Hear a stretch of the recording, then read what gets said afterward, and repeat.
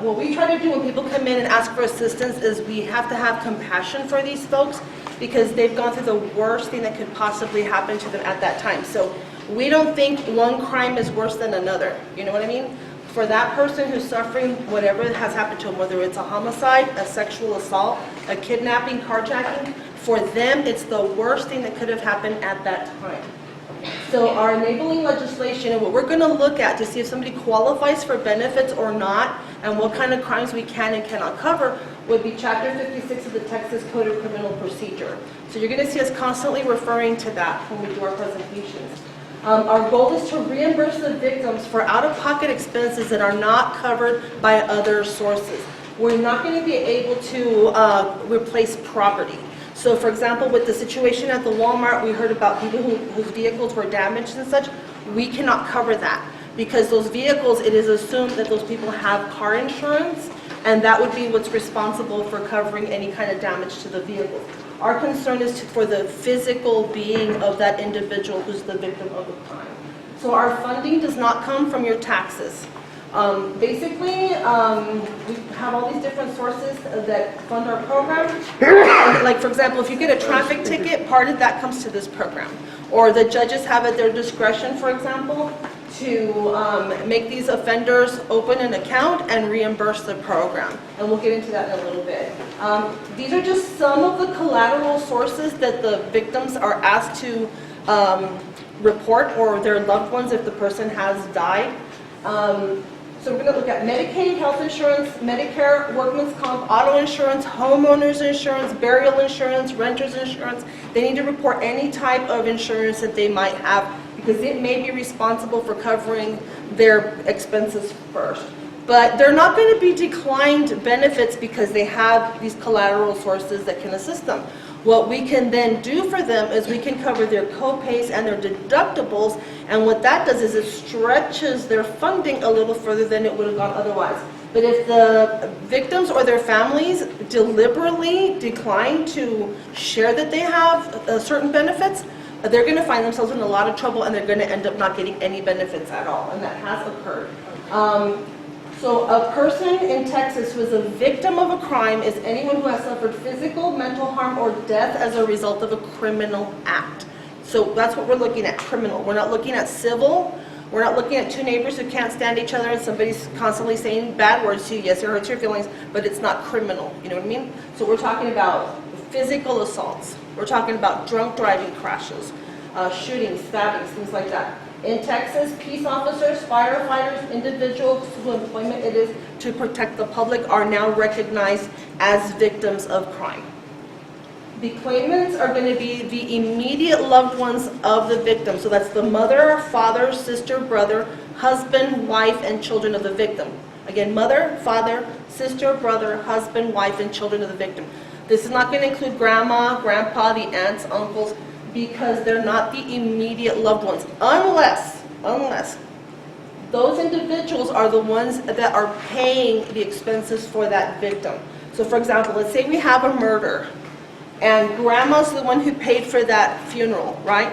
We want to add grandma as a claimant only for grandma to get reimbursed for the funeral, but the maximum we can reimburse grandma is the $6,500.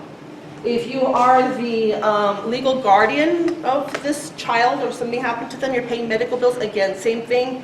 You would be added as a claimant, but only to reimburse you for those expenses. We're not looking at how much money you earn. That has nothing to do with whether or not you can apply for assistance from our program. What we are looking for is, are you a Texas or a U.S. resident? It doesn't say citizen, it says resident. So that means that you have lived in Texas at least 30 days or more. So I go out to Fort Bliss a lot, and I meet with the families out there periodically when they have new soldiers move in, and we tell them, welcome to the Lone Star State. After 30 days, you're now a Texas resident, and if you need any assistance, we're here to help you. So that's one of the things that people kept asking questions about with the situation that we've been dealing with the Walmart, the residency. And unfortunately, we can't bypass that. That is the way the law is written. So we, at that point, try to see if there's another agency that will be able to step in and assist those folks who unfortunately fell through the cracks. Yes, ma'am. So at what point do they have to have residency? So for example, some of the people that are still in the hospital When the crime happened, at the time the crime happened. the time the crime happened. So they can't establish residency here. No. Okay. Yes. Can somebody be a Texas resident but not a U.S. resident? Or, no, I guess not resident I guess. Resident just means you live here. Right, but I mean for green card purposes, right? You don't have to. I guess somebody be undocumented and be a Texas. If you've been in Texas 30 days or more, that's what they're going to be looking at. But you have to prove you've been here that amount of time. Do you have utilities in your name? Do you have school records in your name? And they're going to ask for all kinds of documentation to prove you've been here that significant amount of time. A Texas resident who becomes a victim of a crime in a country with no benefits can apply for assistance from us. So we do get situations where people go across the border to go visit grandma, grandpa, and then something horrible happens. They do have to file a police report in that country. And they have to go through the whole process of what they would go through in Texas. It's the same deal. You've got to file the police report. We can't even touch your case till you file the police report. Okay? You have to be cooperating with the investigation is absolutely a must. You have to be willing to press charges against the offender, even if you don't know who that offender is. The police could find out later on, oh, it was this individual. You have to be willing to press charges against the offender. Otherwise, we're not going to be able to assist you. And the other things that people often forget to ask the victims is, are you delinquent on child support? Are you delinquent on your student loans? Were you possibly overpaid unemployment benefits if you were ever unemployed? You need to check these things out. Because we're going to go through the process, we're going to file your paperwork, whatever, right? But when it gets to the comptroller's office, which we have no control of, they're going to confiscate your funds. So real important, before the victims even file anything, sit down with them, call the agencies, find out if anybody's owed anything, start the repayment process, and then file the documentation for us to be able to step in and assist them. If you're a Texas resident who becomes a victim of a crime defined as an act of terrorism that's committed outside of the United States, yes, you would be able to apply for our program. But there's also a federal program that assists the victims of terrorism who are American citizens abroad. You can't apply for both. It's one or the other.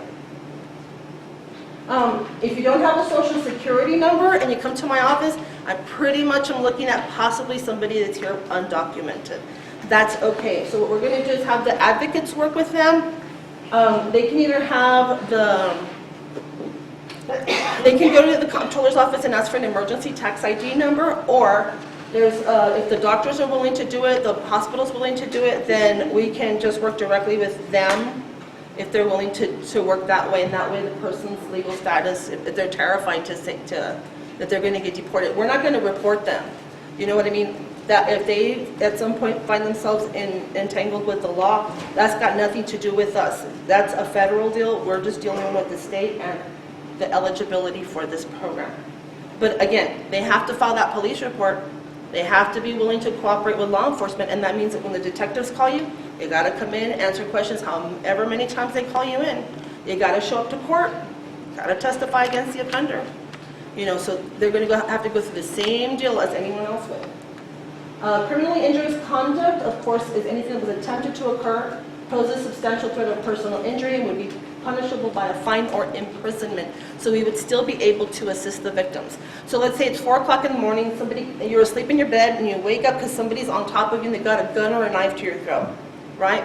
You get a rush of adrenaline, and you throw them off of you.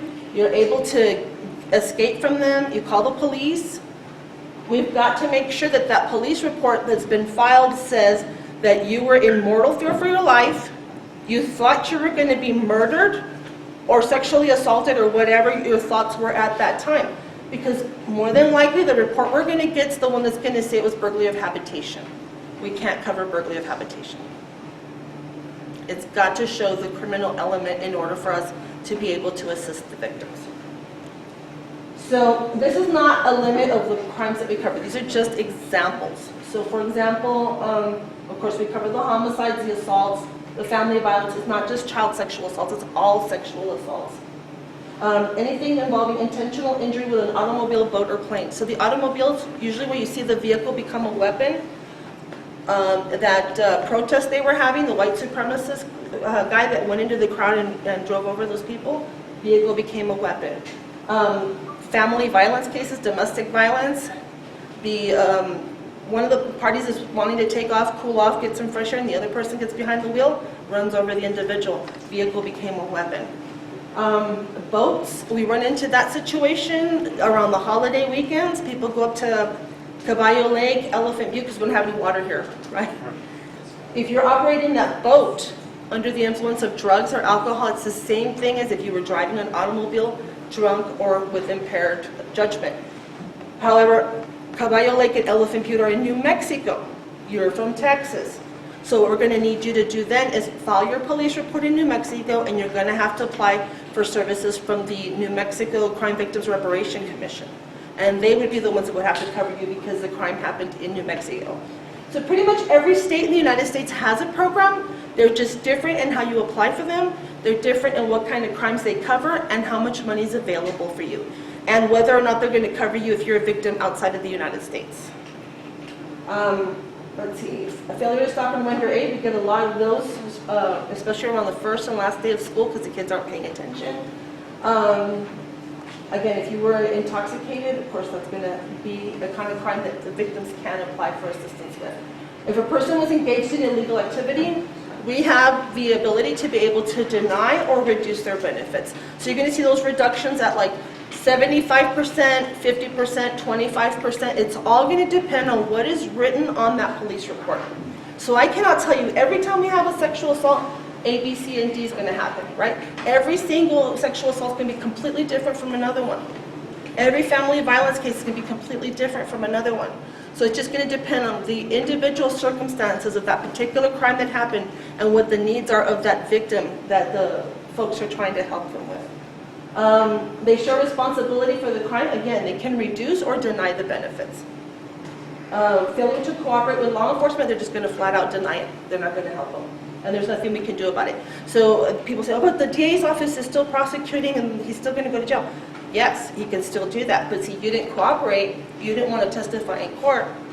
You went out and you bailed this person out of jail hours after the police came and took them away. You're interfering with the process of trying to bring this person to justice. There's no requirement that the person be identified, apprehended, charged, or convicted, but we do have to have that police report, and that police report has to be filed as quickly as possible. And the reason is, your crime scene is going to get contaminated, or your crime scene is going to completely disappear, right? All we need is a good Texas dust storm around here, and your crime scene is contaminated, right? So you do have people who go into shock, and they can't believe what happened to them. And they'll go home, and it'll be like a week or so, and then, oh my God, I gotta call the police. Or one of the things that we see more frequently would be with the sexual assault. They go home, they take a shower, they just want to get the smell of that person off of them. They're in shock. But the thing is, we just lost evidence that could have convicted this individual. The DNA has been washed away. Not every single case is gonna have DNA. So we're aware of that, but they have to have that police report filed. The requirements are that they have a 3-year statute of limitations from when the crime happened to file for assistance for our program. We do have some exemptions. You had good cause. You never knew this program existed. I've been with the agency 10 years, and I still run into people who don't know that this program exists. So then, okay, your crime happened when the program was active, it was around. Can we find your police report? Do you happen to know the case number or what year it happened? And they got to start digging for their documentation. We're going to be looking to see that when the crime happened, yeah, they pressed charges. Yes, they cooperated. Yes, it was the kind of crime we could assist with. And we've been able to get some of those applications approved, even though it's been a significant amount of time since the crime happened. You were a child victim. The reason they specifically point out the children, a lot of times when children are victims, they won't say anything for a long time. So if it's been a real significant amount of time, then probably what we'd be able to assist with would just be the counseling, because it's been a long time since that crime happened. But again, police report has to be filed. They're physically incapacitated. You've been in coma 5 years, and nobody knew why you were in a coma for 5 years. You wake up, oh yeah, this drunk driver hit me. You know, again, the police report has to be filed and you gotta go through the whole deal. Yes, ma'am? Even if the statute of limitations is expired on whatever the crime for a child, they can still access those assistance? Yeah, they would have to apply, they have to file a police report. And then, like I said, the maximum we'd be able to help them with would be their mental health care. Just think of the Jerry Sandusky case. The first person who made the outcry lied, but the rest of the people who came forward, the police had substantial information, the statements all lined up, and they were able to get a conviction despite the fact that some of those sexual assaults had happened a long time ago. If your crime happened before September 1st of 97, the most we can award you would be $25,000. If it happened after, we're talking about $50,000. And this is for medical costs, counseling, lost earning, funeral costs, and other costs that the victims now have because of the crime. Again, we cannot cover property loss or damage. So we're going to cover these real quick, the different award types that we have. Your lost earnings, you have to be employed at the time that you became a victim for us to be able to give you the lost earnings. However, let's say the crime happened on Friday and the following Monday I was going to start a new job. As long as you have the documentation to prove that that following Monday you were going to start your job, we can actually award you lost wages for those few days that you were in the hospital or whatever, you couldn't start your new job yet. If you earn $1,200 a month, the maximum we're going to be able to give you would be the $700 per week. If you're a victim of domestic violence, the offender has to be gainfully employed at the time of the domestic violence incident for us to be able to award you those lost earnings. If your loved one was the victim of a homicide, and let's say that you have, your loved one had really great benefits at work, right? So your funeral and all that's already been taken care of by their insurance policies. What the loved one could say is, you know what, I would like to request the $50,000 in loss of support because I now have to provide for my children, right? So it would be given to them at $700 per week until the $50,000 is given to them. Dependents of surviving victims from family violence, the max is 13 weeks, and again, the offender has to be gainfully employed for them to request the loss of support. Funeral and burial, the maximum is now $6,500. It used to be only $45, but it went up to $65, and we would cover just only what's written up here. So some of the funeral homes have like those little necklaces with like some of the cremains in them. We wouldn't be able to cover that because that's not up here. Some of the cemeteries require a vault over the casket. We can't cover that because that's not here. So that's one of the things that we were dealing with the last few weeks with some of the folks who were arranging funerals. You want your loved one buried at a certain cemetery, but it belongs to a different funeral home. Well, since a lot of those funerals were donated, and if they don't want to cover the expenses to put you at another cemetery, they could request that to be reimbursed to them. We've got to have their name, though, the loved one's name, on the receipt for us to reimburse them because they wanted to go to a different cemetery. Relocation is available for victims of family violence, sexual assault, only if it happened in the residence. But it stretches out a little bit. If you're a victim of a sexual assault, say in the laundry room of your apartment complex, it counts. You're sexually assaulted in the playground of where you live, it counts. In your car, in the parking lot where you live, it counts. So we would be able to assist you with relocation. You're a victim of human trafficking or stalking, again, we would be able to assist you, and it doesn't matter where those other family violence, human trafficking, stalking, doesn't matter where that happened for the relocation, just the sexual assault. $3,800 is the maximum we can assist you with, of which $2,000 is for the transportation, the deposits, and all that kind of stuff. The $1,800 is for the first 3 months of rent, or the $1,800, whichever comes first. So when we work with a lot of these family violence cases, I tell the advocates, before you relocate this victim, you've got to make sure this person is employed and can cover their rent, because $1,800 is going to go by like that. So can we put this person in a shelter for a few weeks? Can we help this person get a job? And then we can relocate them, because then they'll be able to cover their rent. Plus, when we're the ones covering that relocation, the first half of the money is given to the landlord, and then that landlord has to wait several months before the other part comes in. And in the meantime, the victim has to be paying the rent for that place where they're living at. So that has to be explained to them very clearly. For relocation, you have to use that benefit within 3 years. If it's 3 years and 1 day, can't cover your relocation anymore. Too much time went by. Your crime victims compensation awards, there's no statute of limitations on how long you have to spend your money, except for the relocation. So the majority of the victims, I was told, usually use about $4,500 of their funds, and we don't see them again. They forget the money's there. So that money's there. Let's say your loved one's birthday comes around and you're remembering that they died, and you start crying again, you're feeling really bad, give us a call and they'll reactivate your account and go to counseling. The time has come for this individual to be executed. Give us a call and we'll make sure that your account's reactivated, because if they don't hear from you from a certain amount of time, it just kind of goes into dormant status. But the family just has to call and reactivate it. That's it. It's always there until they use the full $50,000. We can even cover the daycare for the children as long as they were not already in daycare, and it has to be a licensed daycare facility, and there is a limit on how much we can cover for that daycare. Crime scene cleanup is now $22.50.